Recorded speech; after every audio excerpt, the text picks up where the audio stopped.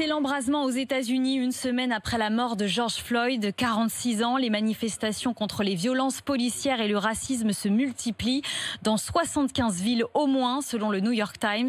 Seattle, Los Angeles, Chicago, Atlanta et désormais la capitale, Washington. Un couvre-feu est entré en vigueur il y a 1h30 environ.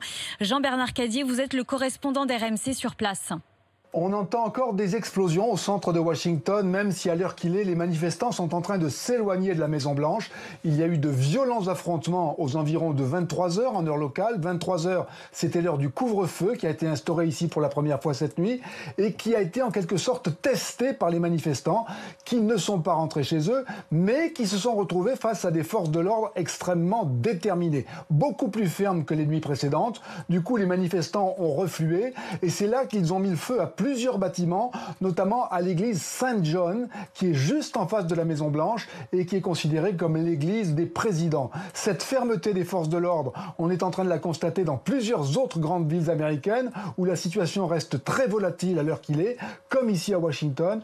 Une quarantaine de villes ont décrété des couvre-feux. Dans beaucoup de villes, il n'est pas respecté.